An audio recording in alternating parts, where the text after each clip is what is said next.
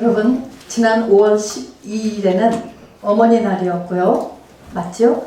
오늘은 아버지 날입니다. Father's Day입니다. 이제 어머니 날, 아버지 날을 보내면서 성령께서 가족에 대한 성경의 메시지를 오늘 총정리하고 싶은 그런 마음을 주셨습니다. 그래서 오늘 가족에 대한 성경의 메시지를 총정리할 것입니다. 첫 번째는 가족에 대한 기본 메시지가 있습니다. 남편은 어떻게 하는 것이 고지인가? 남편의 고지입니다. 또는 부인은 어떻게 되는 것이 믿음의 고지인가? 또 부부가 합해서 자녀에 대해서는 어떻게 해야 되는 것인가? 또 자녀는 부모에 대해서 어떻게 되는가?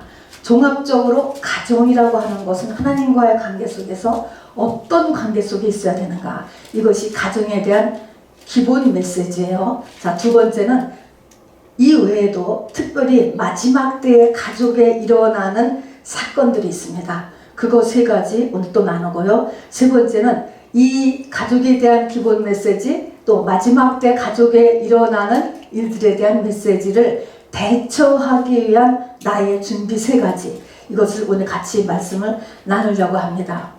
첫 번째로 가족에 대한 기본 메시지입니다. 남편. 세상적으로 보면 남편의 역할, 가정의 재정을 책임져야 한다, 어쩌고 저쩌고 다 맞는 말이에요. 근데 성경은 그걸 얘기하지 않았어요, 여러분. 이거 굉장히 중요하고도 심각한 것입니다. 성경은 신구약 전부 다 봐가지고요, 이 남편이 가야 하는 것이 가장 핵심적인 거가 이제 에베소서하고 이제 골로새서인데, 에베소서 6장 25절에 보면 남편이 가야 될 곳이 그리스도께서 교회를 사랑하셔 자신을 내어준 것 같이 아내를 그렇게 사랑하라 하는 것입니다.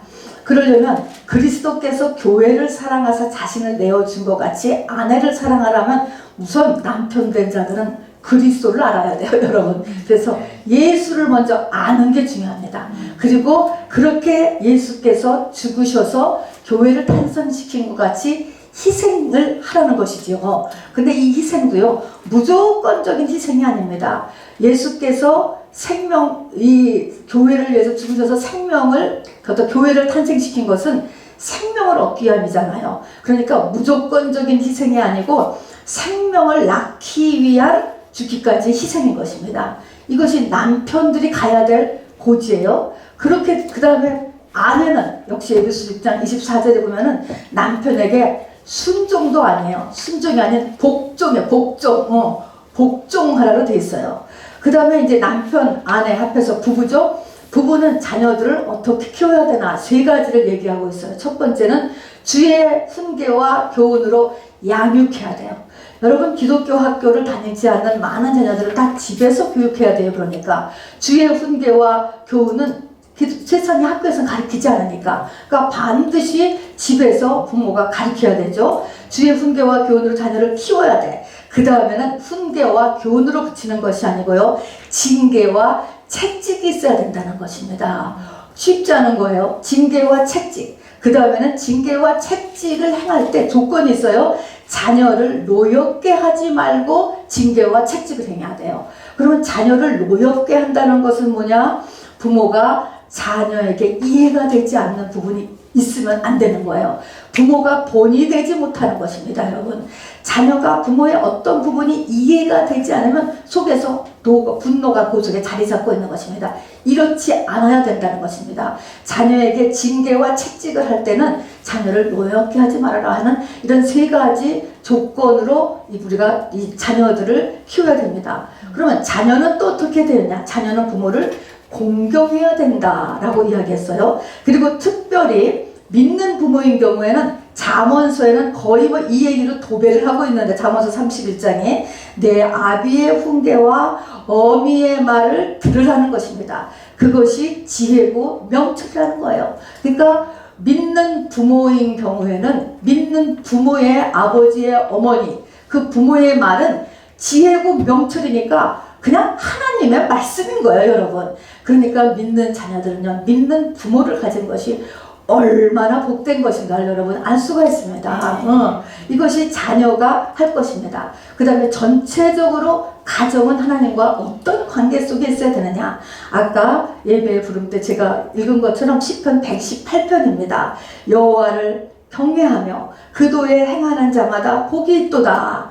내 손이 수고한 대로 먹을 것이고 내가 복되고 형통하리도다. 내 안에는 결실한 포도나무 같고 내 상에 둘린 자식은 감람나무 같도다. 여호와를 경외하는 자는 이같이 복을 얻으리로다 라고 이야기하는 것처럼 경외입니다. 여러분, 이 땅의 모든 가정이라고 하는 것은 하나님을 경외하는 공동체여야 돼요. 한마디로요. 자, 이것이 가정에 대한 바로 이 하나님이 성경에서 명시한 이 고지예요. 고지. 가정은 이런 곳이라는 것입니다. 여러분.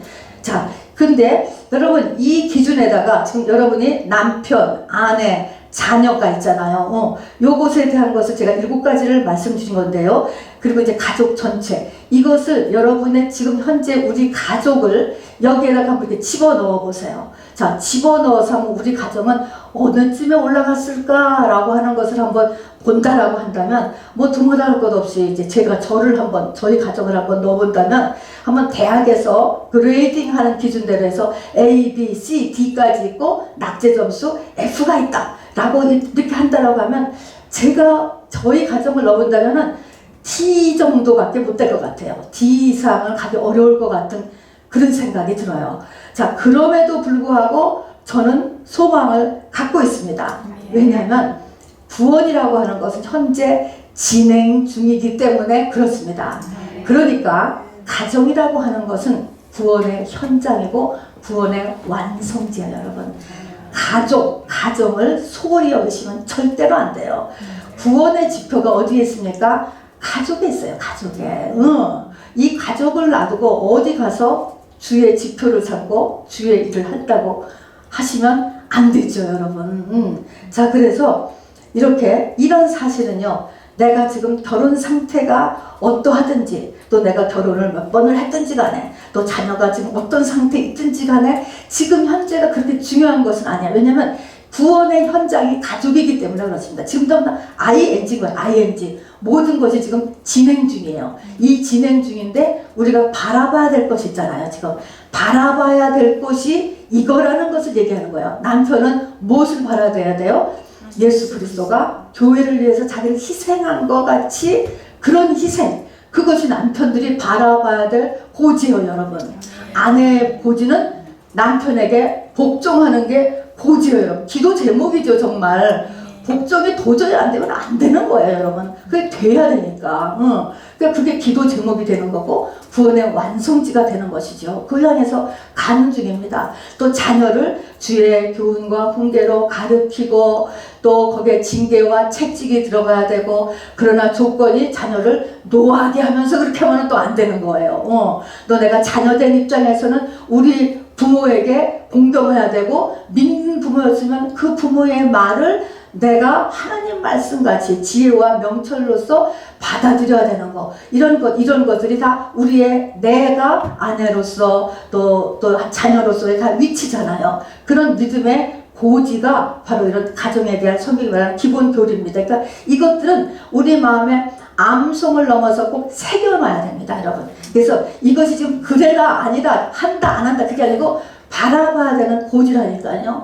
아브라함이 믿음의 고지에 올라갔을 때가 바로 갈대와 우르를 떠난 지 50년 만입니다. 모리아산에서 독자 이삭을 바친 다음에야 하나님께서 이제야 네가 나를 경외하는 줄을 알겠노라 그랬습니다. 50년 걸렸어요, 여러분. 이스라엘이라는 나라와 민족이 희년, 모든 것이 풀어지는 믿음의 고진 희년이 몇 년 만에 왔죠? 50년 만이에요. 우리도요, 바로 결혼 생활을 하고 나서 얼마큼 걸려야 될까요? 50년 걸리는 거예요. 그렇게 생각하시면 돼요. 50년만이라도 되면은 그게 성공인 거죠. 된 사람이 성경에 이름이 적힌 거예요, 여러분. 못 될 수도 너무 많은 거예요. 그러니까 여러분 아직 50년들 안 되셨죠? 결혼하신 지. 그러니까 소망이 있다는 것입니다, 여러분. 저는 가까웠기 때문에 빨리 달려가야 돼요. 50년이. 그분이 굉장히 가깝거든요, 저희는요. 자, 그래서 이것이 이제 가족에 대한 기본 교리입니다. 자, 우리가 알다시피 말입니다. 가정은 사람이 태어나는 곳이잖아요. 다 가정에서 태어나요. 어쨌든 남자와 여자 사이에서 태어나면 그게 가정이 되는 거거든요. 그래서 사람이 태어나고 자라는 곳인데, 여러분 레위기 12장에 보면은요, 부정 출생제사라는 게 나옵니다. 그래서 출생제사인데 거기 보면은 이제 딸을 낳으면은 14일이 부정하고 66일 근신, 80일 부정해. 아들 낳으면 7일 절대 부정하고 33일 근신, 40일 부정해. 이제 딸은 2배예요. 어쨌든 그 앞에 문둥병도 나오고 또 부정한 것들이 많이 나오는데, 이 세상에서 부정한 것 중에 제일 부정한 게 뭔지 아세요? 사람이야. 사람의 탄생. 사람이 제일 부정한 거예요. 그러면 이 세상에서 하나님 보시기에 제일 부정한 것이 나는 곳이 가정이야, 여러분. 그리고 이 부정한 것이 이 부정한 것이 태어나지고 자라나고, 그 다음에 이 하나님이 원하시는 것은 가장 부정한 것이 예수 그리스도의 형상이 되는 거거든요. 하나님 되는 거예요. 그러니까 이 세상에서 사단의 공격이 가장 많은 곳이 어딜 것 같아요? 가정이에요, 여러분. 가정이고 가족입니다, 여러분. 여기서 다 망가지고 다 세워지고가 가족 속에서 일어나는 것이죠, 여러분. 자, 그래서 결혼이라는 것은 결혼했다라고 해서 다 끝난 게 아니고요. 구원의 현장이에요. 완전한 구원의 현장이고 구원의 완성지입니다, 여러분. 잊지 마시기 바랍니다. 자, 그래서 사람은요, 가장 부정하다, 가장 부정한 것이 출생이다 하는 것처럼 원죄를 가지고 태어나잖아요. 원죄를 가지고 태어나서 이것이 부모의 교훈, 양계, 징계, 채찍으로 인하여서 자라나가지고 이것이 그 다음에 이제 교회로 옮겨지고 교회 살면서 바로 재창조를 일으켜야 돼요. 재창조. 사람은 반드시 재창조를 일으키기 위하여서 이 땅에 태어나는 것입니다.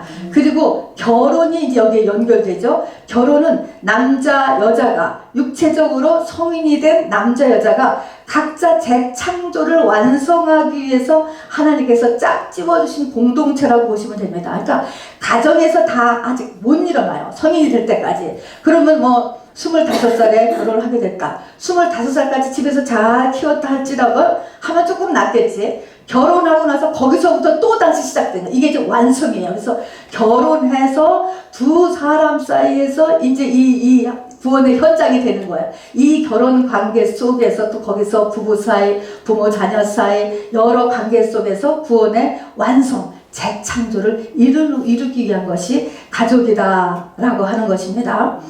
물론 또 세상에 마귀가 세상에 왕노릇을 하잖아요. 그러니까 이 자녀가 세상에 원죄를 가졌을 뿐만 아니라 세상에 나가면서부터 나이가 들면서부터 해야 될 것, 해야 되지 않을 것들이 얼마나 간섭해져야 될 것이 많아요, 여러분. 이 세상을 그냥 세상에 놔두면 안 돼요. 내가 집에서 우리 자녀들을 가르치지 않으면 세상이 가르친다는 것을 명심해야 돼요. 점점 더 사악해져요, 여러분. 전보다도 훨씬 세기를 달리하면서 자녀를 내가 가르치지 않으면, 여러분, 잔소리를 싫어하면 안 돼요, 여러분. 잔소리가 얼마나 지혜와 명철인데 그렇습니까? 해서 자녀를 가르쳐줘야 돼요. 자, 그래서 우리가 지금 아까 제가 얘기한 이 가족의 기본 교리를 내가 지금 거기에 다 미달되지 못했다 할지라도 절대로 낙심할 일이 아니고 이것이 내가 기준으로서 바라봐야 될 것이라는 것을 잊지 마시고 명심하시고 갖고 계시길 바랍니다. 나하고 너무 멀지 않아요, 여러분. 그것이 또 금방 되기도 합니다, 여러분. 자, 그 다음에는 이 기본 교리를 갖고 계시고요. 그 다음에는 마지막 때에 특별히 가족에 대해서 성경에 명시하고 있는 것이 있습니다. 첫 번째는요, 3가지가 있는데, 첫 번째는 가족 내에 믿음의 차이가 이제 생기는 거예요. 믿음의 차이는 가족 간의 원수를 만든다는 것입니다. 아, 여러분 놀랍죠? 원수를 만든다는 것이요. 그래서 마태복음 10장 35절에도요, 내가 온 것이 사람이 그 아들과 아버지가 또 며느리와 시어머니가 딸과 어머니가 서로 불화하게 하려 함이라 하는 것입니다. 자, 성령이 충만하기 시작하면 불화해지는 거야. 화목해지는 게 아니고 불화해진다. 그러면서 사람의 원수가 자기 집안 식구니라. 하나님께서 이걸 마지막 때는 이걸 그냥 두시는 거예요. 그래서 믿음의 차이가 가족들을 원수지간해요. 믿음이 둘 다 없었어. 그때는 차라리 차이가 좋아요. 믿음이 없거나 둘 다 믿음이 작았어. 그랬을 때는 화목했던 부부가 어느 날 한쪽이 크게 큰 은혜를 받거나 한쪽이 믿음이 부쩍 성장하게 되면 그때부터 불화가 시작됩니다. 자, 여러분 우리가 알다시피요, 믿음이 없는 사람, 또 교회를 다녀도 믿음이 적은 사람은요, 성령의 지배를 받을까요? 안 받을까요? 거의 안 받아요, 여러분. 거의 안 받는다는 걸 알아보세요. 교회를 나가도 세상 사람들과의 가치관이나 행동습관하고 거의 다르지 않습니다. 여전히 사단의 권세 아래 있게 됩니다. 그러면서 믿음이 크거나 성령 충만한 사람을 믿음이 없는 사람이 반드시 대적하게 되어 있습니다, 여러분. 그렇게 이렇게 대적하면서 하는 게 있죠. 가정이 중요하냐, 교회가 중요하냐, 항상 하는 말이에요. 세상에서 하는 말. 그러면 세상에서는 가정이 중요합니다. 이렇게 말해주지 않으면 교회를 뒤집어 놓기 때문에 대부분 가정이 더 중요하지요. 이렇게 얘기를 하는데 저는 그렇게 얘기하지를 않습니다, 여러분. 뭐냐면 성경이 얘기하는 거가 하나님과 사람과의 관계가 먼저고 더 중요하고 그 다음이 사람과의 관계라고 이야기하고 있기 때문에 그렇습니다. 하나님이 아담을 먼저 만드셨어요. 그때 아담은 성이 남성, 여성 성이 없었어요, 여러분. 하나님과 사람, 이 하나님과 아담이 있고 그 다음에 아담을 통해서 하와를 만들어서 부부 사이가 그 다음에 생겼습니다. 그러니까 교회가 먼저고 그 다음에 가정이 두 번째인 거예요. 하나님과 나와의 관계가 먼저고 부부 관계가 그 다음인 거예요, 여러분. 이것이 마지막 때가 되면 뒤집어지는 것입니다. 부부 사이가 더 중요해, 가정이 더 중요해, 이렇게 되는 거가 마지막 때예요. 근데 여러분은 이게 뒤집혀지면 안 되는 것입니다. 이게 뒤집혀지면은 이게 끝나는 것이에요. 끝나는 것. 이게 잘 되는 것이 아니고 둘 다 같이 망하는 일이 되는 것이죠. 자, 그래서 이거를 이렇게 제가 지금 이 마지막 일어나는 세 가지가, 첫 번째가 믿음의 차이가 집안의 원수를 만든다라고 하는 것을 알아두셔야 돼요. 이런 얘기를 제가 이렇게 직접적으로 하는 이유는요, 지난주에 이제 저한테 하나 연락이 왔는데 한 신문사에서요, 버지니아에는 페어팩스 카운티에서 초등학교 때부터 이제 성을 고정적으로 생각하지 않도록 하게 하는 법을 통과시킨다는 것입니다. 젠더 이슈죠. 그러면서 근데 그거에 대해서 청원을 지금 받는다는 거예요. 그래서 반대 청원을 좀 넣어주셨으면 좋겠다라고 해서 이제 넣었는데요. 그것이 그 젠더 이슈가 호와드 카운티, 우리가 지금 이 호와드 카운티 이미 다 넘어갔다는데요. 여기는 이미 초등학교 때부터 성은 타고난 것이 아니다. 자기가 얼마든지 변경할 수 있다고 벌써 결정이 됐다는 거예요. 여러분, 하나님이 사람을 창조하실 때 남자와 여자로 창조하셨다, 이렇게 돼 있거든요. 창조의 첫 번째를 뒤집어 엎는 거니까 성경을 완전히 뒤집어 엎는 거죠. 그것이 미국의 초등학교 때도 그 훈련을 시키는 거예요. 나는 남자도 될 수 있고 여자도 될 수 있어. 이거가 얼마나 무서운지 몰라요. 그거를 뒤집어 엎으면 여러분 성경은 안 믿어지는 거예요. 10계명까지 가려면 한참 안 되는 거예요. 그거는요. 이것이 어린아이부터 7살 때부터 들어가기 시작하면 여러분 이게 정말 말세의 징조가 너무너무 뚜렷하게 나타나고 있는 이 시대예요. 그렇기 때문에 시대가 급하기 때문에 저는 확실하게 얘기하기를 원합니다. 그래서 마지막 때가 되면은 가족이 원수같이 된다 할지라도 여러분이 성경에 예견해 놓은 거니까 이거를 받아들이시기를 바랍니다. 자, 이거를 받아들이면서 문제는 뭐냐면 이것에 대해서 타협을 하지 말라는 것입니다, 여러분. 문제는 여기에 있는 것이죠. 내가 그냥 타협을 해버리면 간단하잖아요. 타협하지 말고 타협하지 않는 한도에서 또 그걸 끌어안아야 되는 게 또 우리의 할 일입니다, 여러분. 죽기까지입니다, 여러분. 죽기까지. 자, 그래서요, 아까 이제 마태복음에 있는 사람의 원수가 자기 집안 식구니라, 이 말씀은 구약 성경에도 예견되어 있었어요. 구약 성경에 미가서에 보면은, 미가서의 말씀인데요, 미가서 7장에 보면은 이렇게 있습니다. 아들이 아버지를 멸시하고 딸이 어머니를 대적하고 며느리가 시어머니를 대적하리니 사람의 원수가 자기 집안 사람이로다. 부자지간 또 모녀지간 시어머니와 며느리 시부모하고 이 며느리는 그렇다 할지라도 엄마와 딸, 아버지와 아들 사이가 바로 이렇게 서로 대적하고 멸시하는 사이가 된다는 것인데, 이 모든 것이 다 영적인 것에서 근원한다는 것이죠. 자, 그러니까 이거를 함부로 어느 집안에서 이런 일이 일어났다고 해서 그것을 여러분이 정죄하시면 안 돼요. 저것이 영에 의해서 일어나는구나. 자, 그것을 당하는 사람은 얼마나 마음이 아프겠습니까, 여러분? 이게 영적으로 이거를 밀어내고 이게 지금 겪어내야 뚫고 가야 되는 거거든요. 그러니까 이것이 영적인 것이다라고 하는 것을 잊지 마시기 바랍니다.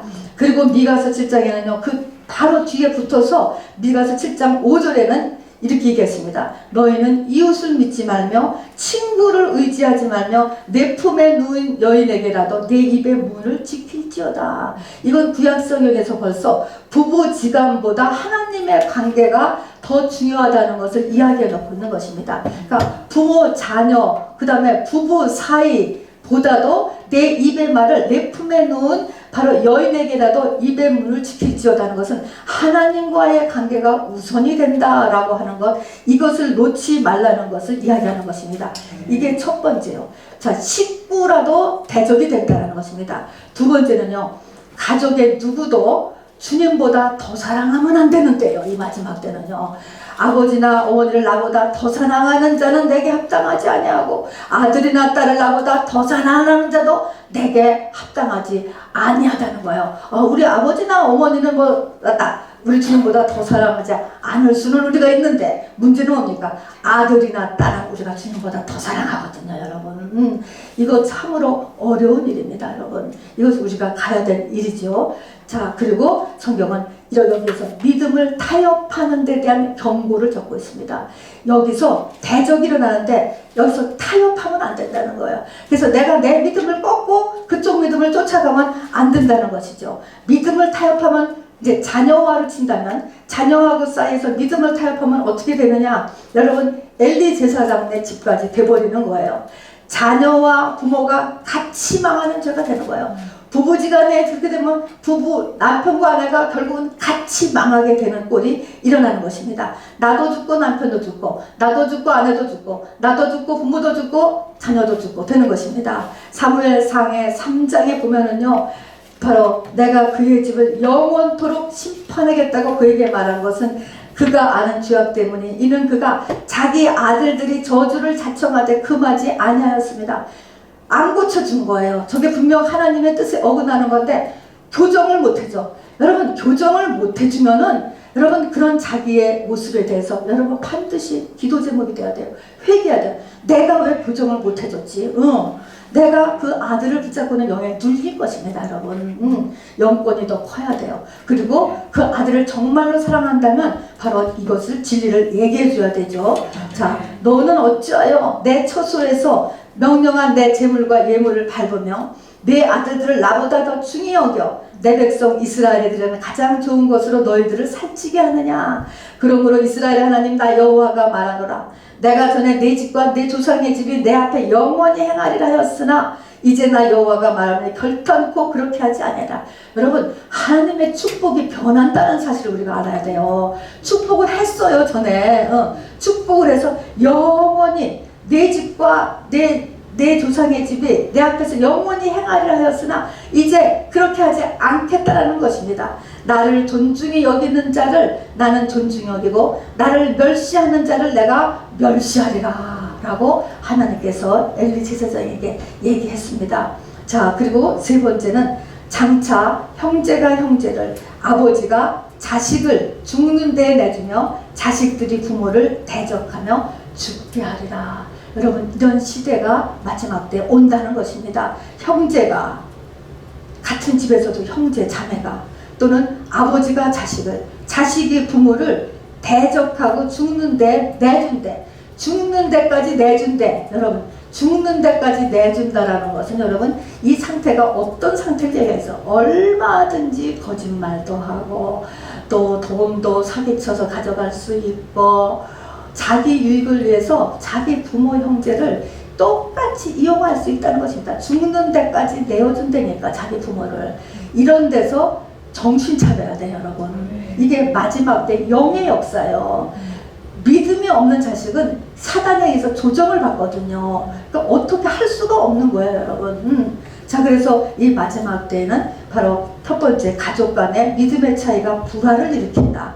두 번째는 주님보다 가족들을 더 사랑하면 안 된다. 세 번째는 이 형제 자매 또는 부모와 자식 간에도 죽는 데까지 대적하고 내어주는 일이 일어난다. 이것이 마지막 때 경고입니다, 여러분. 자, 그러면 이제 대치법입니다. 결론이면서 대치법으로 내가 어떻게 이 가족의 기본, 아까 기본 우리가 바라봐야 될 고지가 있잖아요. 구원의 완성을 이루는 것이 우리의 가족입니다. 우리의 구원의 고지를 내가 어떻게 하루빨리라도 빨리 이뤄가고, 그 다음에는 그런 마지막 때를 내가 대처하고, 그러기 위해서 어떻게 해야 되는가라는 것을 세 가지를 찾아보려고 합니다. 이것이 신명기서의 모세의 유언 가운데 있습니다, 여러분. 모세가 이제 신명기서를 썼는데, 모세가 나이 120세예요. 그 말하던 이 목표지 가나안 땅을 못 들어간다라고 하는 하나님의 선포를 들었습니다. 그리고 자기는 죽음을 앞두고 있는 거예요. 이때 모세의 심정이 정말 어땠을까? 저는 정말로 놀라울 것 같아요. 정말 비장할 것 같아요. 자기가 죽는 걸 알았어요. 그리고 정말 40년 동안 이끌었던 그 백성들을 이제 자기는 없이 가나안 땅에 들어보낼 때, 그때 그 모압 평지에서 백성들을 모아놓고 비장한 마음으로 정말 이스라엘 민족에게 한 그 모세의 유언 가운데 하나가 뭐냐면 오늘 읽은 32장 7절입니다. 바로 옛날을 기억하라, 역대 연대를 생각하라, 내 아버지에게 물으라, 그가 내게 설명할 것이요, 내 어른들에게 물으라, 그들이 내게 말하리로다. 이 말씀을 했는데, 이거는 그냥 결론을 보려면 내 아버지에게 물으라, 내 어른들에게 물으라.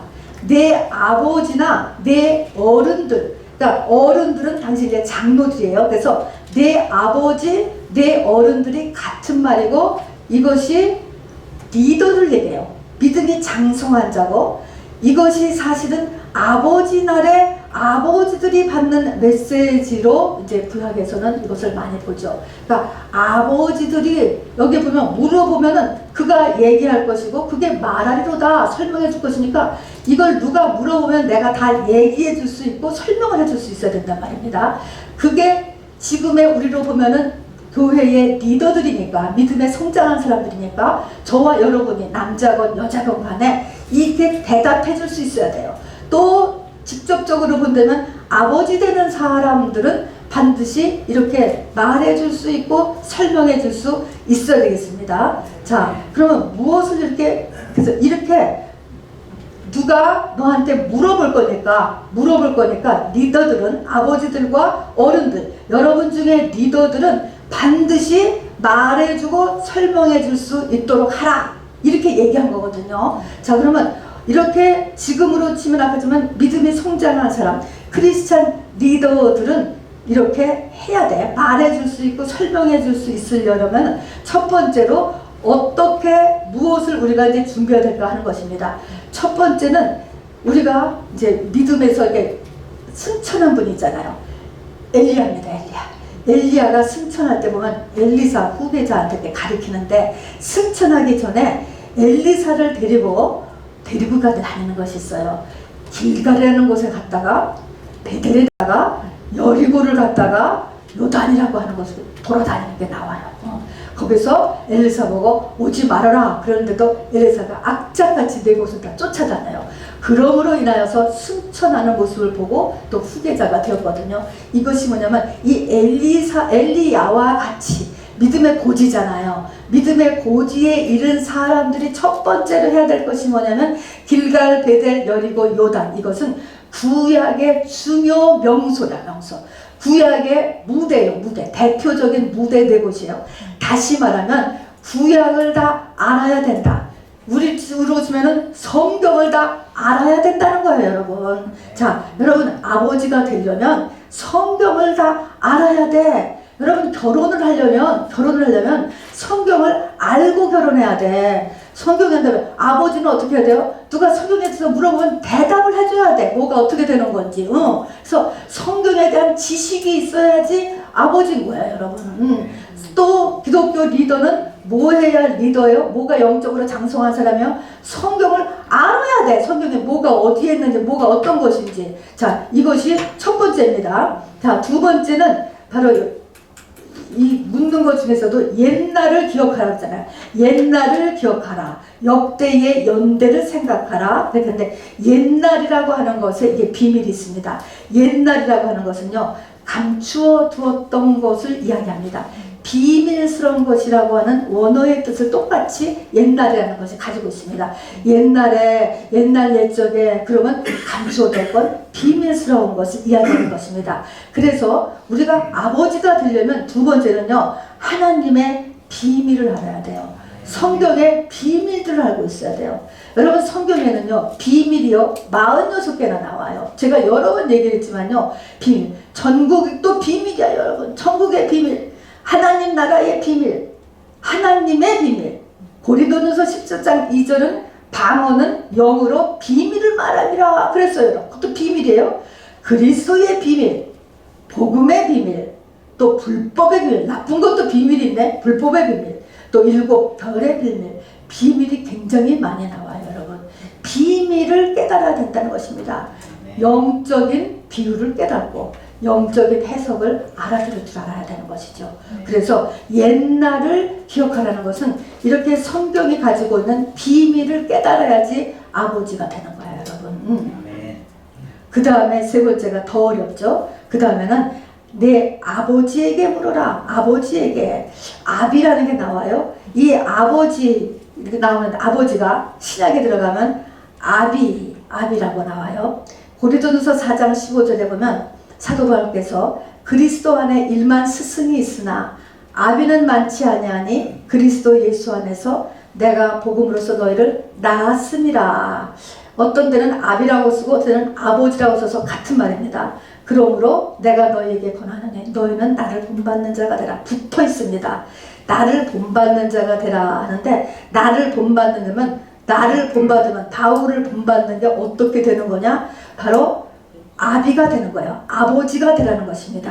자, 아버지가 된다는 것은 무엇일까, 여러분? 아버지가 된다. 아버지가 된다는 것은요, 자녀를 낳는 것을 아버지가 되는 거거든요. 자녀를 낳는다 라고 하는 것은 씨가 있어야 자녀를 낳습니다. 씨 있는 존재. 그럼 내가, 이 씨는 육적인 씨를 얘기하는 것이 아닙니다. 내가 씨가 있는 존재가 된다는 것은 내가 하나님으로부터 나아져야 되는 거예요. 나아져야 내 안에 씨가 생기는 것입니다.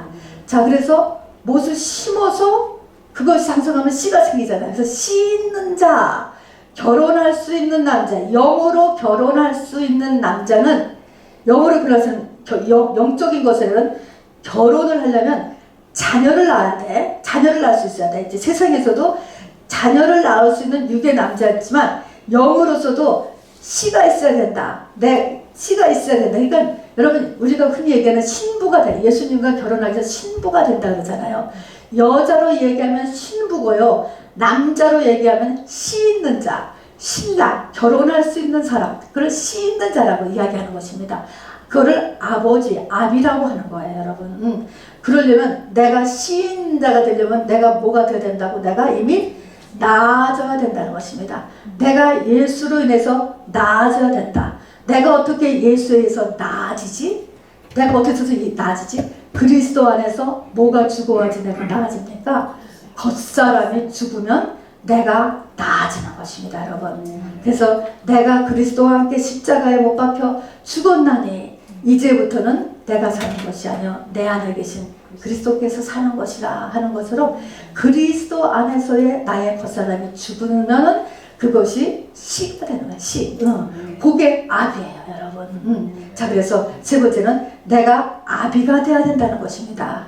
자, 그래서 바로 이제 내 안에 씨가 있어요. 씨가 있는 요 존재가 되는 것. 겉사람이 죽어야 되는 것. 요것이 우리가 해야 되는 세 번째 일입니다. 자, 그러면은 우리가 해야 되는 일 크게 세 가지가 있지요. 맨 첫 번째는 뭘 해야 된다고요? 맨 첫 번째는 일단 성경을 알아야 돼요, 여러분. 알아야 돼. 길갈, 베델, 여리고, 요단을 그냥 다 데리고 이렇게 다닌 다음에 바로 요단강을 건너고 불수레와 불병거에 의해서 하늘로 엘리야가 올라간 것처럼 일단 성경에 대한 지식이 있어야 되는 게 첫 번째. 두 번째는 옛날을 기억하라 라고 했을 때 뭐가 있어야 돼요? 옛날에 비밀을 알아야 돼요. 성경의 비밀을 알아줘야 되고, 세 번째는 뭐예요? 내가 씻는 자가 돼야 돼요, 여러분. 여자로 치면 예수 그리스도의 신부가 돼야 되고, 남자로 치면은 씻는 자, 아비가 돼야 돼요. 아비가 돼야 돼. 이 말은 뭐냐면 그리스도 안에서 내 겉사람이 죽은 상태죠. 여러분, 그리스도 안에서 내 겉사람이 죽은 상태는 내 주인이 성령이 되기 때문에 이거는 누가 무슨 말을 해도 대답할 수가 있어요. 왜냐면 성령이 움직이기 때문에 생각지도 않은 답들을 다 해낼 수 있기 때문에 문제가 없는 거예요, 여러분. 그래서 누가 물어보거나 너한테 네가 물어봤을 때 바로 그것을 네가 설명하고 말해줄 수 있어요, 여러분. 이런 사람이 되라라고 모세가 바로 이 모압 평지에서 백성들에게 이야기한 것입니다, 여러분. 자, 오늘 가정에 대한 메시지, 여러분, 크게 세 가지입니다. 일반적으로 가정에 대한 그 메시지 각자 보지. 성경이 얘기하는 것은 가정의 수입을 지켜야 되고 또 부부지간에 어쩌고 저쩌고가 아니고요. 딱 하나, 남편이 해야 될 일, 아내가 해야 될 고지, 자녀에 대해서 둘이 어떻게 해야 되는가, 자녀는 또 부모에게 어떻게 되는가, 종합적으로 가정은 뭐하는 곳? 여호와를 경외하는 곳이에요, 여러분. 이런 가정에 대한 우리가 바라봐야 될 것 딱 알아두고, 그 다음에 마지막 때는 여기에 세 가지의 위험 요소가 들어온다. 이거 우리가 각오하고 있고, 다 그 다음에 이것에서 믿음을 타협하면 안 되고 다 끌어안아요. 언제까지? 죽기까지 이거를 끌어안고 내가 다 끌고 가야 되는 것입니다, 여러분. 이렇게 하기 위해서 우리가 해야 되는 세 가지는 우리 아까 이야기한 것처럼 바로 이 모세가 이 모압 평지에서 한 이 모세의 유언대로 우리가 해나가는 저와 여러분 되게 주님의 이름으로 축원합니다.